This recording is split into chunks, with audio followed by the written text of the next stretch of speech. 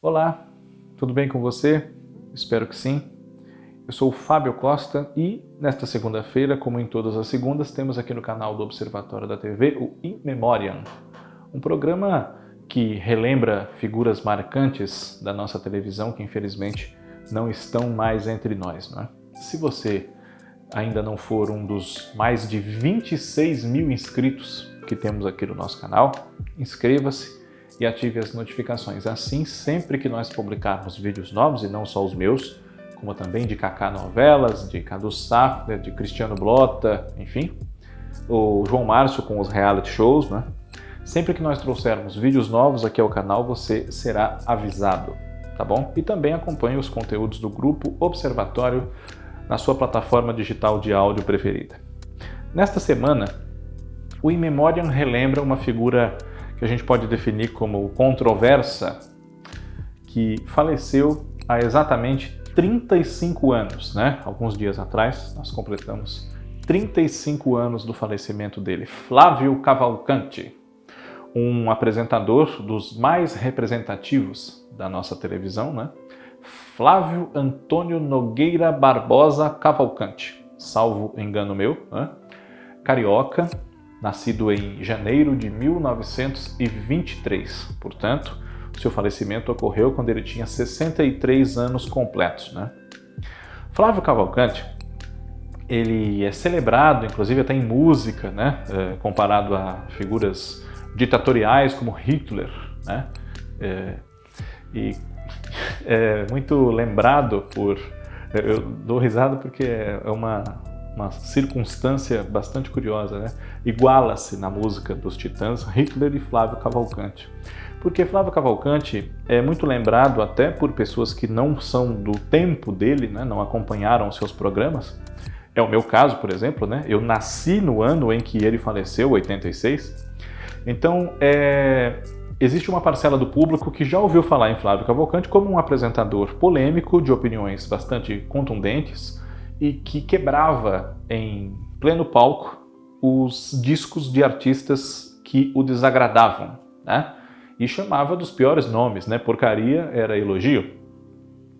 Mas além disso, Flávio Cavalcanti merece ser lembrado não só por esse detalhe, digamos assim, pitoresco, mas pela longevidade da sua presença na televisão, né? Que durou cerca de 30 anos, desde os anos 50, quando ele, depois de trabalhar por algum tempo no Banco do Brasil, acabou ingressando na carreira de jornalista, de homem de televisão, né, e fez diversas entrevistas, célebres inclusive, né, além de ser cada vez mais conhecido com essa atuação na televisão que o levou a ser apresentador, né.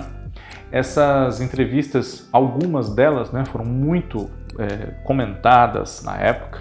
Nós podemos destacar uma entrevista com Tenório Cavalcanti, o homem da capa preta, né, que chegou a ser deputado e tudo mais, uma verdadeira autoridade paralela na Baixada Fluminense, né? E também até o presidente americano John Kennedy, né? Foram figuras entrevistadas por Flávio Cavalcanti. Ele iniciou-se na televisão substituindo a coluna social de Jacinto de Tormes, né? E logo estava como uma das figuras de proa do programa Noite de Gala, que era patrocinado por Abrão Medina das lojas O Rei da Voz, no Rio de Janeiro, né? Aí tivemos essas passagens na TV Tupi, na TV Rio, na TV Excelsior, né? E depois, na própria TV Tupi, a partir dos anos 70, Flávio se tornou cada vez mais célebre, né? E competia nas noites de domingo com o Fantástico da TV Globo, né? Embora também tenha competido com Chacrinha num momento anterior. E essa competição pela audiência na noite de domingo entre Flávio Cavalcanti e Chacrinha, numa época em que nós estamos falando aí da audiência carioca, porque não havia as redes nacionais instaladas, né?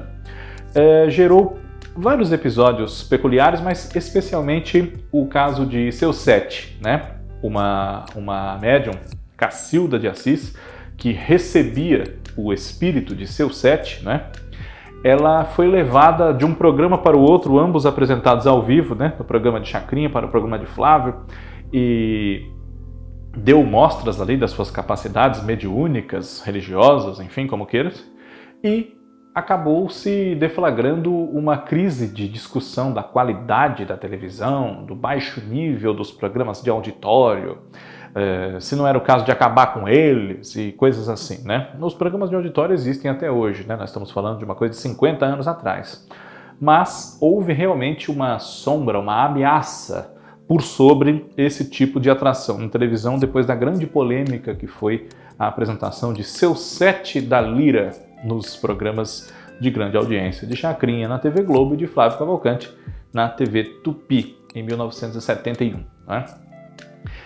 Em meados da década de 70, entre uma presença e outra na TV Tupi, que era uma emissora que chegou a desagradá-lo em vários momentos por conta da sua desordem interna administrativa, né? E também porque os encargos todos ficavam com ele, Flávio, né? Da equipe, das despesas todas, né? Ele era mais um parceiro do que um artista contratado ou coisa parecida. Então não havia, nas vezes em que ele se descontentou, né? Não havia a contrapartida justa e necessária para a importância, para a audiência que ele possuía com o seu programa, no qual ele apresentava números musicais de artistas conhecidos e também dava chance a humoristas, cantores, enfim, novos talentos para que fossem descobertos, né? Depois, com o passar do tempo, na mesma TV Tupi, o programa Flávio Cavalcante de domingo, ele gerou, digamos assim, filhotes, né? Já desde os anos 60, mas principalmente dois programas, né, dois quadros que às vezes eram apresentados em separado e depois foram unidos numa mesma atração, né, a depender da temporada.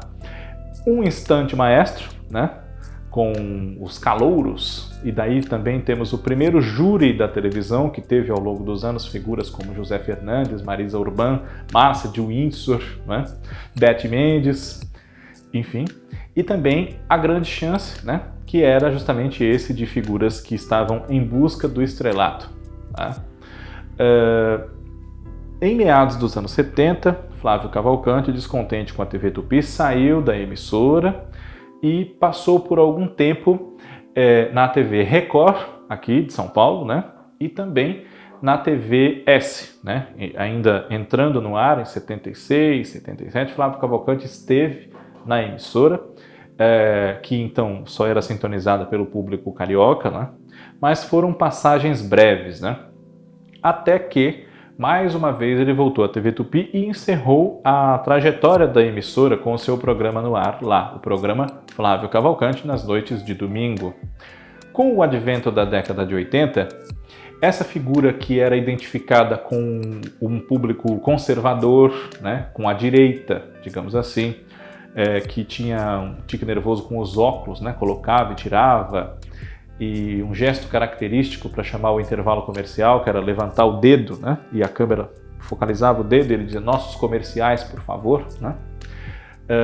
Que inclusive é o nome do livro sobre a vida dele, escrito pela Leia Penteado, que foi jornalista, assessora dele ali, trabalhou na produção do programa por muitos anos, né? E foi uma pessoa bastante avalizada para escrever esse livro, que saiu no começo dos anos 90, se eu não estou enganado, né? Pela editora Record.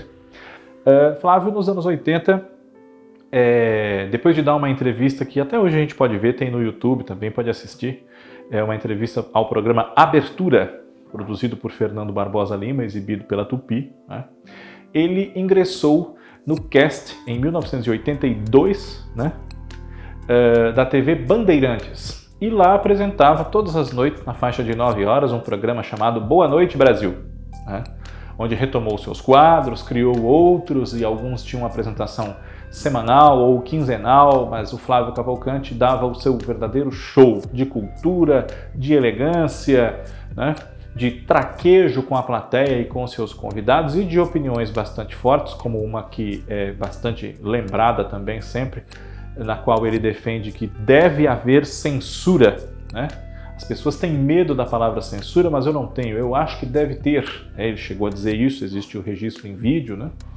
E Flávio Cavalcante, depois de algum tempo na TV Bandeirantes, ingressou novamente na TVS, por assim dizer, mas que agora era integrante da rede, né? Ou do sistema, como queira, do SBT. E lá passou a apresentar o seu programa semanalmente a partir de 1983, uma época em que também estavam lá Lolita e Ayrton Rodrigues, Raul Gil, Murilo Neri, né? E J. Silvestre também esteve lá antes de fazer o caminho inverso do SBT, ir para a Bandeirantes, né?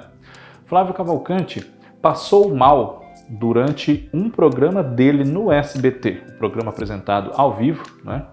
Ele, depois de uma entrevista muito breve, mais breve até do que se previa, né? A gente pode dizer, ele passou mal e conseguiu chamar o intervalo, né? Pediu nossos comerciais, por favor, mas dali já teve que ser socorrido, foi levado para um hospital prontamente, né? E na volta do intervalo, um programa de alguns dias antes, né, do dia 26 de maio, que foi quando ele faleceu, foi Wagner Montes, agora já falecido também, né, que disse ao público que Flávio havia sofrido uma indisposição, né, mas que já estava sendo socorrido, enfim, e que na semana que vem estaria de volta para apresentar o seu programa. Infelizmente isso não aconteceu, não é? Flávio passou 4 dias no hospital e faleceu, né? Houve um problema cardíaco, enfim, não houve como remediar esse mal de saúde, acabou provocando a morte de Flávio Cavalcante, com 63 anos, que é uma pouca idade, mesmo para a época, quando as pessoas tinham uma expectativa de vida um pouco menor do que a de hoje, né? E o SBT, numa atitude de muito respeito, de carinho pelo colega, não é? Suspendeu a programação assim que surgiu a notícia, né, da morte de Flávio, e até às 16 horas do dia seguinte, quando estava previsto o sepultamento do corpo do apresentador, a emissora deixou de apresentar a sua grade de programação normal e transmitia apenas uma mensagem, né? Estamos tristes com a morte do nosso colega Flávio Cavalcante, que será sepultado às 16 horas, quando então retomaremos a nossa programação normal.